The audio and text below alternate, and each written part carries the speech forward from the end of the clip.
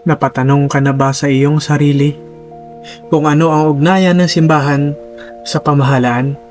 Ang ugnayan ng simbahan at ang pamahalaan sa Pilipinas ay ginagabayan ng magkakaibang hanay ng mga alintuntunin, layunin at kapangyarihan.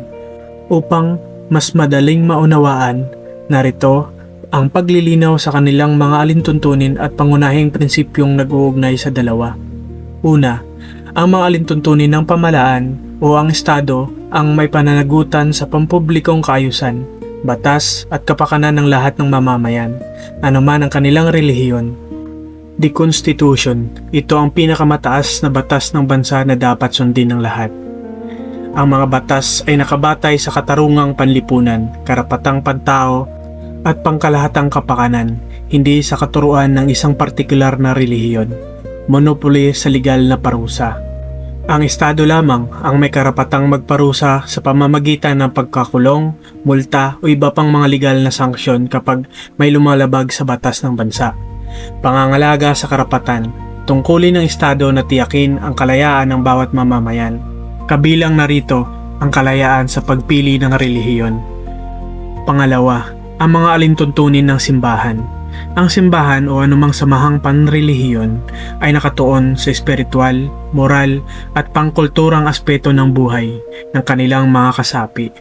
Katuroang espiritual, may sariling mga alintuntunin, aral at dogmatiko ang mga bawat relihiyon. Halimbawa narito ang canon law sa simbahang Katoliko. Moral at etikal na tuntunin. Nagtatakda ng mga pamantayan sa kung ano ang tama at mali, batay sa kanilang banal na kasulatan at pananampalataya. Seksyong espiritual na parusa. Ang parusa sa paglabag na alintuntunin ng simbahan ay panloob na miyembro lamang, walang direkta epekto sa legal sa ilalim ng batas ng bansa. Kusang loob na pagsunod. Ang pagsunod sa alintuntunin ng simbahan ay nakabatay sa personal na paniniwala at bukal sa loob ng isang tao. Pangatlo, ang prinsipyo ng paghihiwalay ng simbahan at ng Estado sa ilalim ng Article 2, Section 6 ng 1987 sa Ligang Batas ng Pilipinas. Malinaw na isinasaad, hindi malalabag ang paghihiwalay ng simbahan at ng Estado. Kahulugan nito sa praktikal na buhay. Walang opisyal na relihiyon ng bansa. Hindi pwedeng magtakda ang gobyerno ng iisang pambansang relihiyon o magpabor sa isang partikular na sektor gamit ang pondo ng bayan. Kalayaan sa pananampalataya. Ang bawat tao ay may karapatan para pumili, magpalit o huwag magkaroon ng relihiyon.